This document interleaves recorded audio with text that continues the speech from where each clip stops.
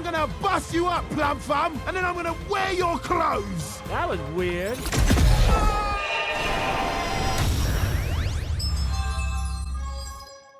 Howdy Crystal Conclave, it's NESHY, and this is the budget version that's not Conclave control. Here, you've asked for it. Ever since I started showing Crystal Cache videos, I said please don't ask me for the budget version, but this is it. Introducing Crystal Beast Runick, aka Rainbow Runes. So this card focuses on a small Crystal Beast engine. I mean small, but it's still like 17 Crystal Beast cards if you count them up. But it's a similar engine to the one you play in Kashtira. You know, the one Zenith, 2 Awakening for a hybrid version. But then you're also playing the Runick engine, the entire Runick line. And the synergy? Salvation. Salvation glues these 2 archetypes together, and it's kind of beautiful the way it does. So I think the best way to show off this deck is in a couple replays. So let's do some replays and let's come back to it. So here we go. We're going first, and this hand sucks, honestly. All we're going to do is we're going to normal summon Ruby with Heart, activate Bond, search Pegasus, crystallize a Zenith, Zenith effect, special summon another Pegasus, and then we're going to use our normal summon for turn since we use the extra normal with Heart. So we're going to make Alembertian, and that's going to search Circular, and Circular is a crazy combo. It's like he's like Fusion Destiny. Alembertian is like Verte Anaconda, and then this guy's like Fusion Destiny, right? It sucks drawing the equation because you search it along the way with the combo, but you know, we turn this brick into I mean, it looks like we're going to turn it into some pretty crazy things. So the Mathmech line, what it does is it actually just filters through the deck, allowing us to draw more cards. You'll see how. So we're going to summon the Mathmech, tribute the Alembertian for the Sigma, use Dugars to draw 2, pitch 1. So we pitch the Freezing Curses, which we can then shuffle back with the Fountain. So the Fountain is actually going to essentially give us a +1 by having another name early in the graveyard. And we see Fountain access with Tip, so that's really nice. So we're going to keep going here. We're going to summon the Sigma with its own effect, tributed in the Link Devotee, and then summon out with the equation the Circular to link into the, oh, that's the Link Devotee, this one's the Disciple. They're like one and the same, right? We're going to attribute it to draw a card and then put a card back to the bottom of the deck. We sent the Rainbow Dragon back to the bottom, even though you want to keep the Rainbow Dragon in hand for Awakening, but you know, with the rest of these cards in our hand, I'd rather have just all of these cards be live for our opponent's turn. So we're going to use the Devotee effect, summon 2 tokens to make IP. So one Pegasus makes an IP with 2 other materials which we could use for an Appaloosa, and allows us to just cycle through cards so we could see the Runick engine. So Pegasus allows us to see the Runick engine. The Runicks get their draws so we can see the Crystal Beast engine. So they kind of coincide together even without the Salvation, which is kind of nice. So now we're able to tip for a Fountain, banish 1 off the top of our opponent's deck. That's just a cherry on top. Set Conclave Pass with a Destruction and a Freezing Curses.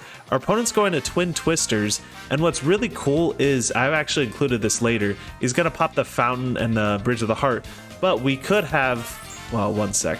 We could have IP effect, used it to link our Disciple and the IP, or the Dugars and the IP, into Barricade Board blocker. If our opponent goes to Twin Twister, we could just quick effect go into Barricade Board, protect our Fountain, and protect our Heart. And I didn't include it in this. I realized I should have included it later for this specifically, but that's fine. We're still going to do well in this duel anyway. We're going to link into an Appaloosa, and that's pretty dang good against PK Phantom Knight. They're going to E-Telly, and then they're going to try and attack over with Levier, but we Conclave bounce it. They're going to Foolish a Boots. We're going to just negate it with Appo. They're going to try and trigger Hornscale, but we're going to negate it with Appo. And with a Pegasus and then Runick follow-up on the follow-up, we have this one in the bag. We do skip our draw step with Dugars, but our opponent's on no cards. We're sitting pretty right here. Let's go into the next replay. But in the next turn, we're going to see how this deck does going second. So obviously going first, it sets up a really oppressive control field with, you know, Crystal Beast cards being Conclave, Miracle. The Mathmech line lets you draw into all of those cards, and then the Runicks are just really good at controlling the game and really just stealing the soul from your opponent. You know, how do you win with this deck? You don't have a battle phase whenever you use the Runick cards. Well, here's the thing. You don't need to battle and attack for game if you just suck the soul from your opponent and make them not want to play the game of Yu-Gi-Oh! And that's what Runick does best. So we're going to start things off. We're going to see how we can do at breaking this board. We have IP and double Fog Blade and whatever they have in the hand. So our normal Pegasus crystallizes Zenith. We want to use the battle phase, so we're not going to use any of these right now. So we'll just see how far we can get with just one Pegasus. One Pegasus, we're going to activate Bridge, search for an Awakening, and then we're going to overlay into Tornado Dragon, try to attack into the IP. They're not going to IP because they're just going to Fog Blade the Tornado Dragon. They know that we're going to pop it. They have a double Fog Blade, but what they don't know is that we have Runick Destruction to destroy that other Fog Blade. So we can destroy that one with Tornado Dragon, and successfully attack over the IP Masquerena. And with that, since the Nexi's monster battled, we can summon AA Zeus, baby. And then we can Awakening send Salvation. Here's the most broken part. Salvation is just insane, adding a Sapphire Pegasus and Runick Fountain. So we can Zeus the field and then activate Fountain. Fountain effect will Freezing Curses summon out a Hugin, Slumber on the Zeus, it doesn't matter. And then Fountain, go ahead and put 3, draw 3. We have a tip that's amazing. We're going to Goods. What's neat about Goods in this deck is it has a secondary application of being able to send another Runick card to the graveyard, such as the Slumber. So it's basically like a 1-for-1. It replaces itself, so it doesn't brick once you draw multiples like in other Crystal Beast builds. So this one is nice because it has a secondary application. Runick tip, we're going to add a Flashing Fire. They're going to Rusty effect, we'll Freezing Curses that to negate it. Fountain, draw 3, baby. Sucks drawing the Ruby and another Goods, but you know, that it is what it is. It just kind of like goes to show, look how many pieces of cardboard that we have in our hand. This is a lot of cardboard. They're going to Fog Blade, they're going to link off the Druid Worm so they can send the Hugin, and then they can Break Sword, pop the Runick Fountain, but not before we activate Flashing Fire, summoning the Gerri. And then Gerri, come home. Add the Runick Fountain back to our hand. And Zeus triggers get to add a piece. That's fine. But our opponent still has some crazy plays here. They're going to Unicorn away the Gerri, make access code, and that's just the end of the game. Even though we have all these cards in our hand, but even though we lost that one, I felt like that was a good one to showcase, you know, how crazy this deck is. It does have its weaknesses, obviously, but, you know, the weakness being I need to survive and get to the next turn. But I think this is a good showcase of what the Crystal Beasts and the Runicks can do for each other. Let's go back to the deck. So I'll just kind of go through it card by card. You guys already know the Crystal Beast engine. I don't really need to explain it too much, but Pegasus, 1 card rank 4, Zenith, you only need 2. You could play a 3rd if you find that you're lacking some kind of power in the deck, but 2 is fine for a hybrid build.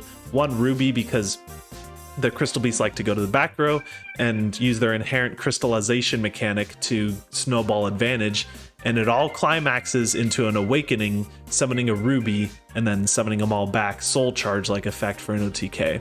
But Awakening has a secondary utility, being able to search any bridge card, like Bridge of the Heart, or just dump Bridge of Salvation. Awakening could be a 3 of, but in a hybrid build like this, it's fine at 2. You could see playing a 3rd for the grind game though. The small Mathmech engine, we have the 1 Circular, 1 Sigma, and the 1 Equation. So the Sigma Mail is a brick, but what's cool is if you draw it, you could use a Runick card to summon Hugin, pitch the Sigma. So that's kind of neat. Circular, you could play 3, but you don't really need the Circular combo. You always can access it with Pegasus. But with Runick, you don't really want to draw too many bricks. I mean, like you saw, we drew into all 3 Goods, which like isn't necessarily a brick, but it's not what you want to see. So imagine seeing cards like Circular. I mean, this isn't a balls to the walls deck where you can play 3 of like a Fusion Destiny, and then you kind of just play it and then you win the game on the 3rd turn. What's cool with this deck is it plays a lot of turns, but you don't really want to see too many bricks. And this deck is already crowded as it is in terms of space. We'll talk about siding too. Siding is very fun in this deck. It's really hard. The Crystal Beast lineup, 1 Bond because we have these 3 which also search Pegasus, so we have essentially 7 Pegasus in the deck. 2 Bridge, I talk about this in the Crystal Cache video, my deck profile where I went X1 it kind of makes sense in this because you want to play 5, either 2 Bridge of the Heart and 3 Bridge, or 3 Heart 2 Bridge, and Heart is just the better card, especially in a grind game and going second. You could play a 3rd Bridge and then bump it up to 42. I wouldn't go over 42 though. And then 3 of each of the good Runick cards. So this isn't anything new. Destruction can destroy an opponent's spell trap. Flashing Fire can destroy an opponent's special summon monster. Freezing Curses negates an opponent's effect monster. Slumber makes one monster indestructible, but it also stops it from attacking. Tip is our Searcher. So Tip is just the best because not only does it give another Runick quick play engrave, but it replaces itself. Kind of makes Fountain go crazy. 2 Fountain in this deck is nice because if one gets banished, you kind of need another one because Runick kind of lives or dies by the Fountain. You know, if Fountain's gone, Runick is kind of just dead in the water. You lose all of your advantage if Fountain is gone. 1 Conclave, 1 Miracle. You could play another Conclave, but this is honestly fine for the Crystal Beast engine. The 1 Salvation, the Hard Garnet, you hate to see it. But honestly, in this deck, it's kind of fine seeing it because you can use any of the Runick cards to special summon Hugin, pitch Salvation from the hand, and it's kind of awesome being able to have discard outlet like that. For the extra deck, Gerri at 2 is kind of nice because I just couldn't find room for it, and I wanted to showcase a lot for the deck profile.